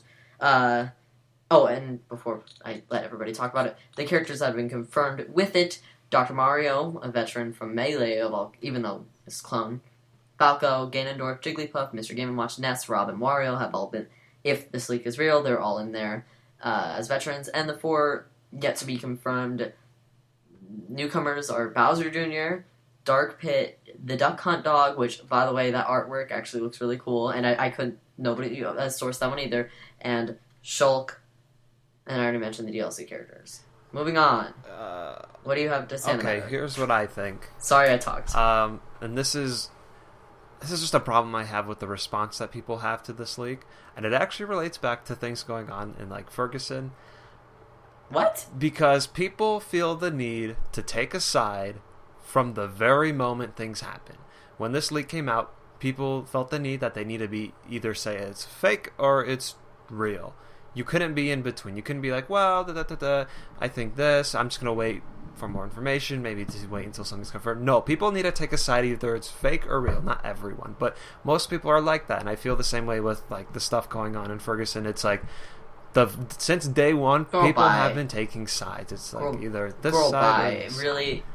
Go by. It was like evidence that it was all the cops' fault, and then more evidence. It was very clear to take. Let's not bring Ferguson. Let's not bring Ferguson. But we're not taking that, please. Yeah. This isn't a video game podcast. That's what I was gonna say. Let's not talk about that. Bye. But anyway, yeah, that's my problem, is that people just take sides, and you don't have to take sides right away. But let's just. I'm not gonna go into if it's real or not, because you kind of already talked about that. Let's just to say it's assuming it's real. Man, I don't want Bowser Jr. I don't know why. I really want him. I love him. That's like the one character that I could do without. Like I'll take anyone else, just not Bowser Jr. He's not special. Bowser Jr. is so cool. And then Duck Hunt. I like him. Why is his name? Wow, Duck just Hunt? hurt his feelings. Who? Sol? They shorten names a lot. Bowser Jr. No, Bowser Jr.'s. Oh, well then even They shorten names a lot. I actually can't think of one off the top of my head, but they shortened Mr. Game & Watches to Game & Watch a lot. It's just because it couldn't fit. Wait, how do you know the name already? Duck Hunt. It's on the one of the pictures. It's the character select screen. It's it says Duck Hunt. Oh, I thought. And in Brawl, it was Game & Watch. It was just it said Game & Watch, even though his name was Mr. Game & Watch. I think he was the only character who actually had a short name, but that's besides the point. Yep. Well, I think else? that we just need to wait and see. You know, we don't know if this is real yet. We don't know if it's fake. We don't know anything. So we should just wait and see. If this happens to be real, then I'm a little disappointed. I'm not. I think I actually really like this roster. I mean, I don't know. Well, Shulk seems. I still find Shulk like ridiculous. I don't know why people have found him in the game, like want him. The DLC, like Dark Pit, like the clone characters seem. Lucina is at least her own character, and like as her own character, we know her. She has a whole different story. Dark Pit, like really, like he's boring. Plus, I really liked he. Maybe I don't like how he works compared to Pit, and I really liked using the Dark Pit. Now it's the Dark Pit skin for Pit. I really like that, so I don't like him if he is a real character. I don't like that. Dr. Mario seems extremely random, especially since if Bowser Jr. is it, that's 7 Mario characters, which is a lot. I like Dr. Mario. Like, I loved him so much in Melee. I picked him a lot more than Mario. He was so much better than Mario. Yeah, he was everything that was better than Mario, except that he was slower. But who cares? But, you know, I would love that. But I would love him to be like an alternate costume or something, not like an actual standalone character. Though, one thing, if he is his own character, let's just hope he has the Mario Tornado instead of Flood. Oh, yes. No one cares about the damn Mario Flood. Tornado. No one, it's the stupidest, Pac-Man has something similar to it, but he can use it to take damage, too. Like, he has his down special, he, jumps in the air and plops a fire hydrant down, and it squirts water from both ends, blowing, kind of Where did the damn fire hydrant come from? Is that, something from Pac-Man? Pac-Land. Is that, a real thing from Pac-Man? Yeah. Oh. From a SNES game called Pac-Land. I knew that from, Fire hydrant? It's sad that I knew... Yeah. It's sad that I knew that from the start, and it was kind of random. But at least you can you can kick it and it'll launch in the air and it could hit somebody and it does a lot of damage. But the Flood, Flood was stupid. Mario, I really like Mario in Melee. The forward air, just I love him. His Mario Tornado is really good. But why did they nerf him? Of all things, him of all things, they couldn't nerf Marth, who. Well, they already drastically nerfed Jigglypuff in Brawl. Why? Like, Jigglypuff is a character who I actually understand the nerf, but not so much to the extent they did. But I don't understand the nerf. You're taking a character who already is so light. Alright, she, he, whatever you want to call, say she, but she already has a shield that if you break it, she has a little shield that's really easy to break, and you break it, she automatically loses a stock, or whatever. Alright, and then she has horrible abilities, she has no projectiles. Alright. Exactly. She's the slowest on the ground, slower than Ganondorf and Zelda. Alright? She has the best airspeed, but it doesn't matter. Alright, she has one of the weakest powers, she has the weakest smashes. I'm like, what the hell did you do? Her rest attack is even nerfed too. I'm like, damn. Which I didn't understand. Did they really just want to put someone in here just to be the worst character imaginable? Like they made her They already made her have Pichu so horrible. for Melee. God, they made everything about her so horrible. Though, even though we really can't see it, I kind of like Jigglypuff's art in this character roster. Does anything else have anything else to say with this? No, I'm done. No. With As you very more? quickly, Snake as a DLC character is ridiculous. If they're going to have a Yes, I said that. third-party character They're like not gonna this, have then them. it would not be DLC. It would be in the game, and it would be just as prominent as Snake, Pac-Man, and who else is third-party? Not Snake. Mega Man. Please Mega don't Man, bring back Pac-Man. Snake. I don't want his magic feet back. His magic feet. I love that. I mean the name, not the. Alright. The thing, even though I don't have much to say on it, Smash Brothers 3DS bundle. I'll be trying to get it. I'm going to be selling my old 3DS XL to get this bundle because I have kind of enough money. Not really. I have like $70. Anyway, it's red. It's a 3DS XL with all the like. It has the characters from the Smash Brothers 3DS cover, and it's like and those are in black and white. It looks really cool. It's also on the site. I think it looks pretty cool, but it's not what I wanted. Some people were like, well, it's better than what we thought it would be, just like the Smash symbol. Too much. Like, that fancy cross. I think it is a bit too much, but I still want it. Like, if anything, I would want this one. It kind of, like, it's getting mad because I'm still mad. I think it just got confirmed for, like, Australia, and I'm like, Australia has never had any. I don't think Australia has ever had any 3DS thing exclusive to. So now it's like, okay, this is coming to North America and Japan, which I don't know why they still haven't confirmed it there, but it's been confirmed in Europe and Australia. It looks really cool. Comments? I'm not gonna get it. The only people that should get it are the ones that do not own a 3DS and are buying one for Smash Bros. And that's it. Well, okay. I might not get it, but more likely than not, I will. I mean, I might not even have enough money, so I guess. But one thing, my 3DS is like falling apart. Not like drastically, of course, but it's starting to like get its wear and tear. Even though I've only had it for like a year and a half.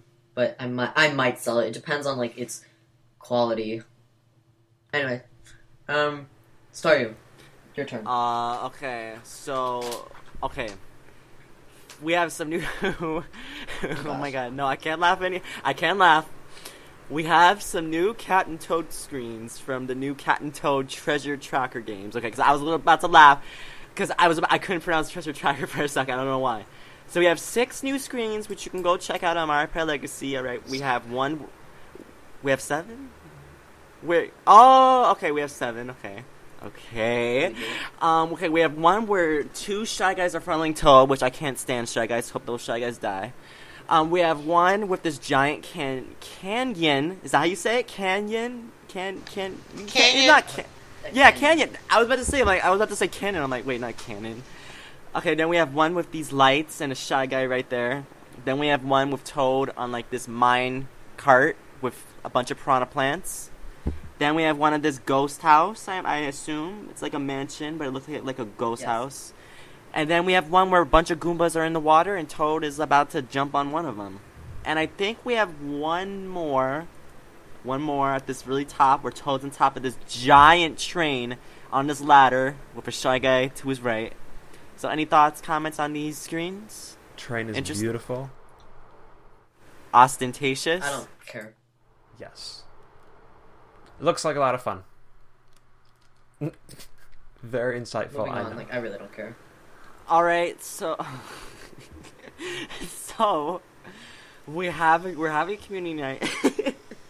we're having a community night. Mario Kart 8, we're picking special rules for this community night. Alright, so apparently for each hour, we're having different rules. Oh, okay, it's already been decided. By the time this podcast is posted, the community night has already been on. But for hour 1, we're going to be playing as babies only. So SC, that includes like Baby Mario, Baby Luigi, Baby Peach, Baby Daisy, Baby Rosalina, right? Just those characters? Just those. Oh, damn it. Yeah, exactly, Boo. I love the baby characters, so I never played as a baby character. Yeah, me neither. I'm going to play as Baby Mario. Baby Mario's No, I think cute. I played Baby Rosalina. It'll be interesting want to to play have Baby everyone Rosalina. as a light character. I think that'll be fun. Yes, I wanted to be Shy Guy. Oh, wait. Well, that's Wait, good before because... story. Okay, sorry, continue with the... Am I Before story done? Am I done, continues. SC? Am I done? No, I'm not. Excuse So, you. yes. Before story continues, I just can't wait to see how many people are not gonna buy. Boo, the come games. on! Yeah, I know. Not everyone's gonna follow, but I hope they pick up on like, hey, everyone's a baby. Go change. Yeah. Well, if no, we that have... Oh, never mind. Okay, can I finish the rules? Yes. My gosh. Goodness. Alright, okay, next for hour 2, we have color-specific characters. So, like, we're gonna decide on a color, and then everyone has to be the character that is that color. So, like, if we choose green, then everyone has to be either Luigi, Yoshi, Baby Luigi, or Iggy. Thank you for explaining this. Yeah. I had it in the explanation. Hopefully this applies to the Mii's too, because then I can just change the color of my Mii. I think... Oh, yeah, can we do that for sure. Mii's? It's green. Yeah. As long as it's green. So... Yeah. If we decide on green, Yeah. we don't know if we're going to decide on blue or Right. whatever. We need to do that quick, though, because it starts in like an hour. Alright, and then... Wait, it starts in Oh like. my god, can I finish the news? I'm sorry. Good lord. Alright, now for hour 3. Oh god, the bane of my existence. We're Ooh, yes. having a Shy Guy Grand Prix. Yes! No! The only reason why SZ. Yeah, the only reason SZ. Why did you choose Shy Guy of all things? Well, Because there's it's like his this... favorite. He's Well, biased. Yeah, because it's his favorite. There's this thing I was going gonna on say. in the comments where, like, people have been suggesting we do Shy Guy and, like, the worst cart combo, but I think we're just doing Why? Shy... Because it's just for fun, like, change it up. So that was one of the options. No, I'm wondering Huh? why Shy Guy does he have the worst stats? Because like Koopa and Mario Kart. Well, why does Koopa Troopa always have the worst stats? But he was like, if you paired him or people in his weight class and like the Tiny Tug or the Cacti, like, is he like one of the worst for stats or like what? Oh I man. am saying this Now you're officially. making me want to play as Koopa Troopa. Oh man. Oh. Well, if we choose green, Koopa Troopa counts. Yeah, SC, why don't you include Koopa Troopa, you biased? I don't know, because it's like a little part of him. Who cares? Oh, He's they always just spit considered the turtle. This shell is the biggest part of him. How dare you say that? That's what his color is. If you play, you know how like your cart color, it's like yellow green. Well, if we do that, then... SC officially is racist. If we do... Okay, whatever. If we do that, then it's like, oh, well, Toad is blue because his shirt is blue. Like, okay. Well, No, everybody- Toad drives a blue car. So that counts as blue. Wait, what are you considering him, red? I would consider him red because of the Oh obvious my red god. dots. Oh my god, SC, Actually, this is scary. I This would really actually is think borderline that- I scary. thought it was cart. Wait, it said color. I thought it was like cart color and all that such. That's why I was confused. Yeah, I think we should probably go by cart color because all of the. Who I knows? think that would fit a bit better. Does everyone know every character's card? Yeah, color? go on Mario You can Wiki check. and you'll see. Or you can check in the That's game what I'm about with to the do. standard card. So Like really, it's not that hard. So if we say red, pinks would be included. If we say blue, I'm assuming purples would be included. It's like not rocket science. Okay, this does not have to be super. Continuing. Wow. Okay. Now I'm gonna finish. cut I'm cutting you off. off. SC just got cut No, off. it Whoa. can be. Oh. It's when we say green characters, just pick something that's green. It's not like, oh my gosh, you picked Koopa, you're getting exiled for a month. Like, no, it's Me. fine. You couldn't do that to me anyway, even if I did disobey the rules. Ooh. He would ban you from the. Oh, Yes, please. I would ban you from other. You other couldn't things. do that. You wouldn't dare do He it. would DDoS You wouldn't you. dare. I will Don't ban you from dare. the Don't podcast. try. He'll ban you from the. I hosted this Bye. damn podcast for 70 plus podcasts. You can't ban me. Alright, I'm engraved in this. Alright, so. 70 plus. Like, Yeah, that was the number 70 you plus went with? podcasts I've been 70 hosting. All right, no one gonna ban me. Oh, hosting. Yes. I thought you said in it. I was like, you've been in this podcast since I know, guys. You want day to know one. something sad, guys? I've been in. Okay, this is podcast 129, right? Yes. So out of 129 podcasts, I have only missed 2, and I went, what? Like, and the only 2 I missed were the E3 podcasts. So I missed out of the 3 ones we did in 2012. I only missed 2 of those. Just a little fun fact. Wait, weren't they the ones that you had like the Microsoft and Sony? Yes, and also they. I don't even count also, that. Like, SC and them did it like super late at night, but that's a whole nother thing. That's a whole nother thing. So. Okay, literally, like when I heard that, because I think we did this like a month ago, and then StarYu had to recheck because when we first set up the site, we were organizing them by people who were in it, and I literally said, that's sad. I was like, that is sad. You've been in every, like, really, like, oh my god, I could never do that. Well, like, also that's okay. Let me explain this quickly before we move on. That's also because if I couldn't make a podcast, we wouldn't do it that day. That's true. So that's another thing to factor in there. So don't make it seem like I don't have no life now. Usually Saturdays are free for me in the afternoon, just not at night, most of the time. Finally, our last bit of news, which I have nothing to say about. Pokemon Art Academy comes out October 24th. But it is kind of big news because a lot of people want the game, but I have nothing to say on it. I have nothing to say on it either. Nope. Moving on. What have you been doing? Anybody can go. I've been editing my own game. I bought chips. What are these? Cheesy garlic bread chips, and it's a full bag of Lay's, and I got it at like 10, and I'm almost done with it. I was like, oh my god, I just ate this. And I also got a new phone, or a phone. It was exciting. That was the fakest thing in the world. Say that again, Essie. Say it again. I was being sarcastic. What did he say? He said, oh, exciting. I'm like, wow, if you were at least going to be sarcastic, at least try to sound like you're excited. Okay. It's a big deal for me, because one, I don't use phone, like, to me, it's like, this is finally the time, like, I never needed a phone, so my parents bought me, like, I never needed a phone, and the deal was, like, always in our family, like, by high school, we'd get you a phone. And I never needed one, because I usually didn't leave the house, so I have internet, but now I've been going out more, so it's like, alright, perfect time to get a phone. So I got a HTC Desire 610, which is an Android phone, and let me just say, Android's way better than iOS. Android's way better. First of all, my phone has radio, and iPods and iPhones don't have that unless you have a data plan, and you can get a data plan on it, but I don't have one, because I don't need one, because I got a special version of the phone, and I love it. It has radio, it has, podcast stuff. Ooh, I call. I don't know who called me. Anyway, it has free apps for most of the things. Like, most everything is free. There's only a couple, like, apps that aren't, because it runs by Google. A lot of the apps work better. There are certain apps, like that exclusive to it that I'm like, wow, why didn't they put this on iOS? It's so useful. So, if you were going to get a phone and you're trying to decide for an Android and an iPhone, you need to get an Android, because they're less expensive, and they work better. True tea. Thank you. I was like, God, why do people buy these phones? I support the iPhone clan. I'm part of the iPhone. Bye. You Android. never use an Android then. Android's so useful. Oh hell no. Android. Even though the WordPress app stinks. Also, I just gonna say here, SZ kind of got me and SZ I forgot to say me and SZ we was on Skype. Talked for 3 3.75 of an hour. Oh God! For what? Really? Yes, it was. About what? Oh, it was about things you can't mention. Oh, was it the thing we were talking about? Oh before no, the it was college, and then after I showed them my game, and the computers were acting so slow. Oh my gosh, that was dumb.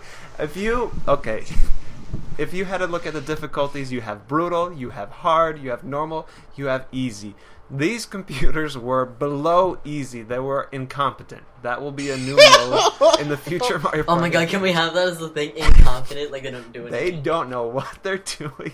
They will just go in circles for like 5 turns, and they'll get the worst luck.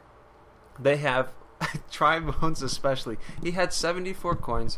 He lands on the space where you have the chance to double your coins or lose them. He puts in 2 coins. And I think he doubled it anyway. Yeah, he bet 2 coins.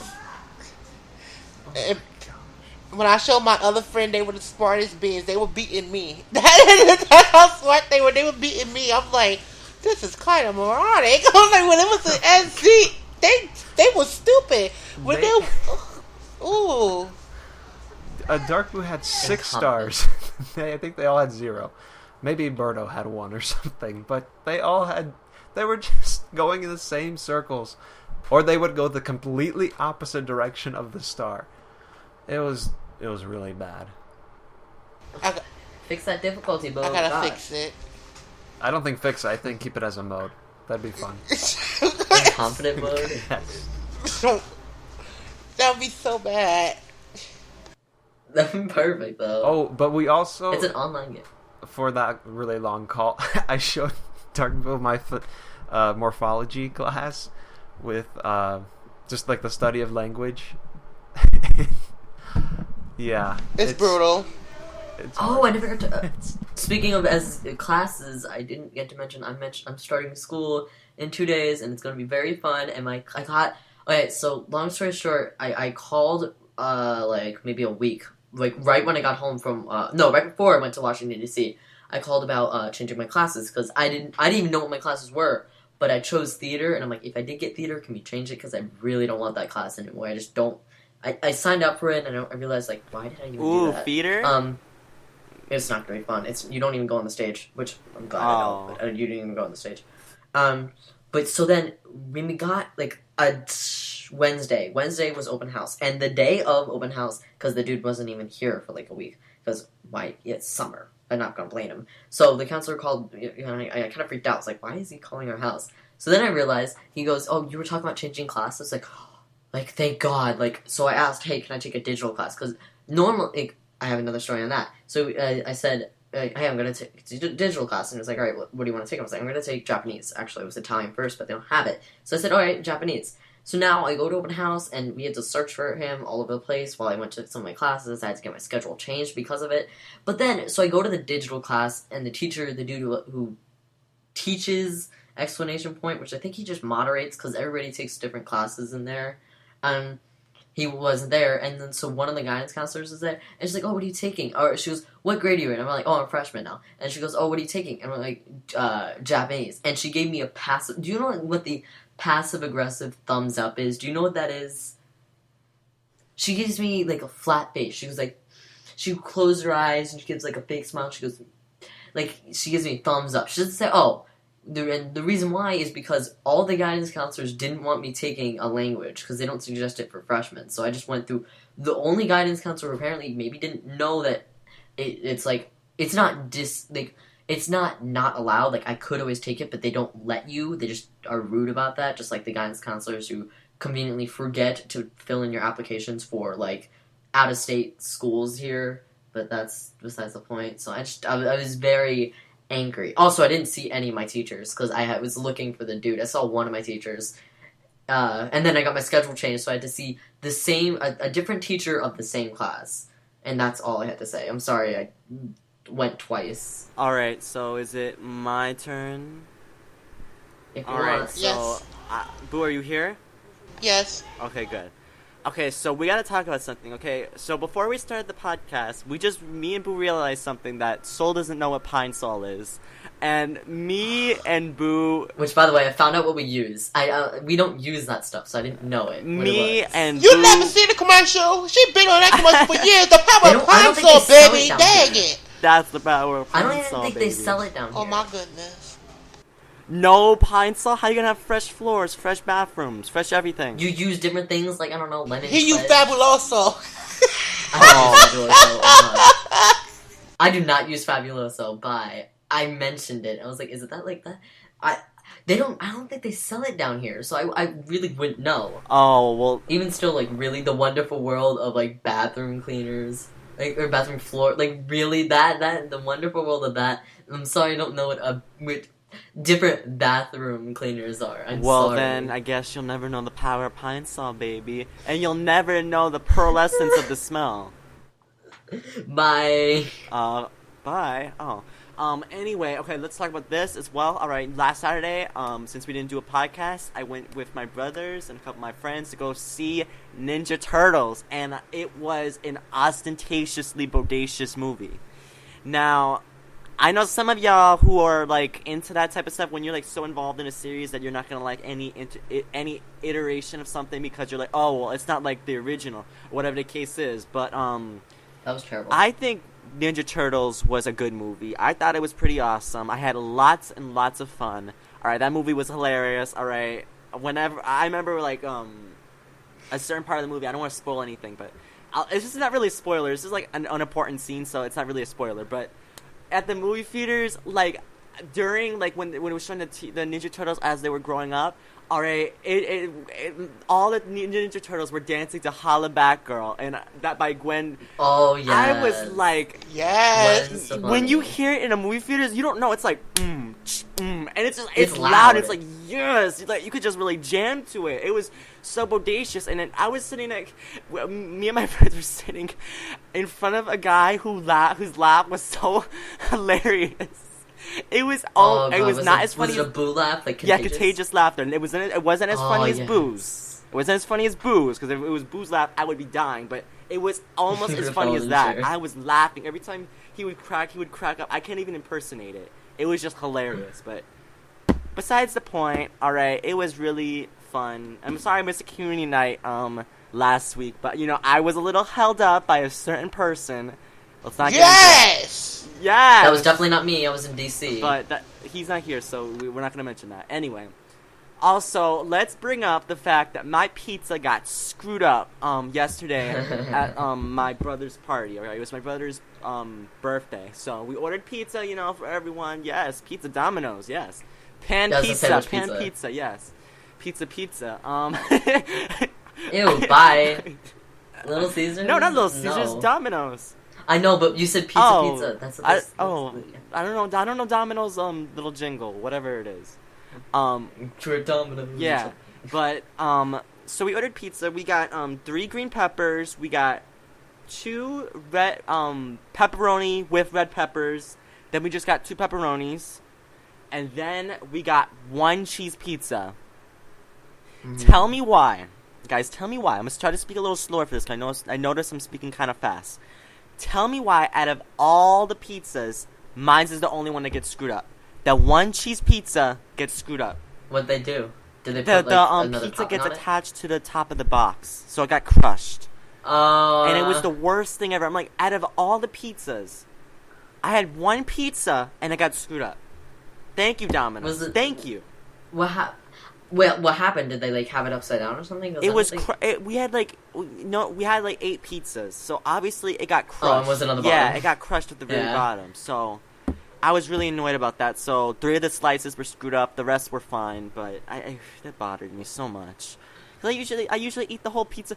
I had like 5 or 4 slices the first day. Then the next day we have leftovers, so I eat the rest. But I couldn't eat the rest. I had to eat the freaking green peppers, and I hate green peppers. Ugh. Peppers are just gross on a pizza. Yeah, so, ugh. And then the last bit of things. Alright, the last thing. I'm sorry for taking so long, but I've been playing Pikmin the 1,000-Year Door. Oh, yes. And I just beat the train chapter. Oh, man, you just... Okay, so you were at Poshley Heights. I'm at Key Hall Key. Is that how you... Key... Oh, so you're right behind me. I'm on the chapter before that, so... You know, it's... I'm playing too. You're playing too? Where are you at? Where are you? God, do I remember? Don't bring that up. It's after... Oh my God, I gotta check the game. I have played it in like 3 days. Is it Glitz Pit? Is it Bogley Woods? Oh no, I'm past there.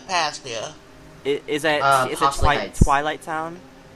Yeah, no, I'm past Poshley Heights. Oh, you're past... Oh, you're with me. We were up with Sol then. Yeah. I can't stand, by the way, I cannot stand Twilight Town. Twilight Town? Okay, let me tell you the problem with Twilight Town. It's boring. Alright, okay, let me explain what you have to do in case you never played it. Okay, first you get into town. You gotta go to Creepy Steeple. That's the mansion you gotta go to, where the boss is. So you gotta go all the way, all throughout the forest, to Creepy Steeple. Alright, you beat the boss named Dupless. You kick his butt, or his ghostly sheep, whatever you want to call it. Then you transform into this shadow thing when he steals your name. So then you gotta go back from Creepy Steeple, walk all the way back to Twilight Town. So then you then once you get Vivian, after Vivian's having a fight with her sisters, then you get Vivian, then you go back to Creepy Steeple to get the letter P for the what's it called? The letters input screen. Yeah, the input screen to write his name. So you get the letter P, and you find out his real name. Which, if you already know it, you just get the letter P and you go back. So then you go back. After that, you go back to Twilight Town one more time to then tell Dupless his real name. So then he gets shocked and he's like, what, how, why? And then this is the fifth one. You go back to Creepy Steeple and you beat him. So you have to first go to Twilight Town, then go to Creepy Steeple, then go back to Twilight Town, then go back to Creepy Steeple, then go back to Twilight. I probably skipped something, but you have to do basically it 5 or 6 times. That's why the chapter is kind of annoying to me. I'm like, you have to go back and forth. You have to deal with those stupid crazy daisies and those freaking hyper clefts. And freaking Timmy Goodluck with amazing days. Oh, Timmy cheats daisy. At that part, so there's no Hell bother. no, Timmy the cheater. He cheats at Paper 1000 Your Door. No. Which he's gonna be. I think he's hopefully gonna be here next week. Yes. Hopefully. So hopefully you guys have been playing 1000 Year Door with us, because we're playing it and we're gonna talk about it next week. So you better send in your questions and stuff. Please do. Please ask a question about how Timmy cheats. And I will be Timmy joining. Just for the record, I will be joining. You won't be joining? I will. Oh. He said he will. Oh, okay. But and you know what? I might play Paper Mario 1000 Year Door on my own emulator because I have delayed controllers. I don't have it. I don't have the game anymore, so I had to use an emulator. I have delayed how do you controller. deal with that with the action commands? Oh, it's terrible. Oh. It is? Well, on a Mac, because I don't have any controller to connect. I have a that's controller. terrible. I have a controller and it doesn't lag. I played Mario Party 6 and screen shared it to SZ and it didn't lag. Wow. I was like, whoa, I didn't expect that. And It made me dump. Oh yes, and I was dumping textures. Yeah, I hate... okay, let me say this quickly, then I'm finally done, I'm sorry. But when I was playing Twilight Town, I always get sad when I see it, because I hate that Vivian doesn't stand up for herself.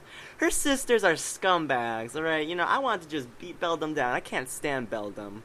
Alright, with her... Marilyn didn't do anything. Marilyn didn't do anything, but fat. she doesn't defend her sister either. She was just fat. She doesn't think so. Good. I can't stand Marilyn. But freaking Beldum's like, oh, okay, Vivian, give me the super bomb. But sister, you have. I'm like, oh my god. The first time I heard that, I'm like, are you kidding me? She's like, but you have it. She's like, no, you have it. Give me the bomb. And like, oh, you're gonna be super punished. I'm like, oh my god. Oh my god. That's a whole other. We're gonna talk about that next week though. So yeah, that's pretty much it. SZ, what have you been doing? Definitely Paper Mario. Oh god. Yeah, I started school. Okay, yeah, I haven't been playing Paper Mario. Oops. I'll get to that this week. Lame. We'll see. That doesn't matter. Who cares? Yeah, I started school, and it's a thing. I'm being extremely lazy this year, so I have. A few You're really online brazen classes. about it, huh? I'm just tired of school. I'm it ready depends for if you have everything. If you have like everything done, like basically everything important, it doesn't really matter. You mean in terms of classes? Yeah, like what's the word for it? Senioritis. I'm not a college person. No, the things you have to get Credits. so you enough credits. My sister was almost done with her credits. She just had to get like an internship. So she's graduating in December because of just issues. So maybe not of issues. Oh, fine. But yeah, I'm gonna try and I don't know what I'm saying. I'm tired. I'm just tired. I really don't have anything special to say. Woo! alright. So let's end this podcast. Yeah, finally. With that, we're done with this very long podcast. You can subscribe to us and rate us on iTunes. You can check out the Mario Party Legacy at MarioPartyLegacy.com and the Lost Levels podcast at thelostlevels.MarioPartyLegacy.com. It's our very special new site. And you can find me at AbsolPowers on Twitter, greninja.tumblr.com, or Nintendo Spot. And for me, you can find me YouTube, Dark Boo. You can search it. I put up video. I put up that Mario Kart 8 glitch video that happened to me during that tournament. The community night. So pissed. You can. Which is a glitch. For those who don't know, you fall through that wiggly part on On every Castle. lap. Yeah, I don't know why it happens, but it's not a common, but it is a glitch, a known glitch. Like, somebody reported it day one, and not even day one. It was a reviewer pointed it out. Oh, so you can watch that video, Nintendo Network. I'm going to check my Nintendo Network because I think I have like 10 friend confirmation thing that I have to set. I think I have like 10 or 15, so I have to do it. Dark Boo 007 for the record. And then SuperZambezi on Twitter and Nintendo Network. Don't even go on my YouTube. Nothing's there. So don't even bother. Not that Nintendo Network and Twitter has things too, but it's more likely. So yeah. Yay. Check that out, maybe. Woo! As for me, you can follow me through the ends of the earth across the frozen sea. I'm SpiderStaryu everywhere in the universe, alright? In the United States, in Canada, in Mexico, in Britain, in the UK, in Ireland, in Italy, in France. I'm just SpiderStaryu everywhere. My Twitter's at SpiderStaryu, YouTube, Facebook, Tumblr, Nintendo Network, Google+, out into your circles, all of it is SpiderStaryu. I make juicy videos, so be sure to subscribe on YouTube. I recently put up the video of me on Mario Kart 64 Fire Flower Cup Extra Mode, and you can tell that I'm mad as hell during it, so you can check that out and check the bloopers out as well, where I'm just literally getting hit by every single damn thing that exists in this universe. And I have another blooper up of on Yoshi Valley where Bowser gets glitched. So you should check that out. Oh, what happened? Yeah, Well, Bowser got glitched. He got I'm glitched sorry, I when he watched it. Yeah, that's fine. He got he got glitched. I heard that, Boo. I heard that. It wouldn't be Bring a an ling. episode without a phone ringing. So. Of course not. But yeah, go check that out on my channel. And then for Nintendo Network, if you're going to add me, make sure you say that, you watch the podcast, The Lost Levels or something, because if you don't say that, I'm not going to accept your request, because I got to know who you are. So you got to say, like, I watch Lost Levels or whatever, so that I know to add you. And yeah, that's it. So with that, that's the end of our podcast. All right, thank you so much for listening. And this is all of us signing out. All right, goodbye, everyone. Bye. Bye. Oh, so hungry. Skyward Sword. Please. Bye.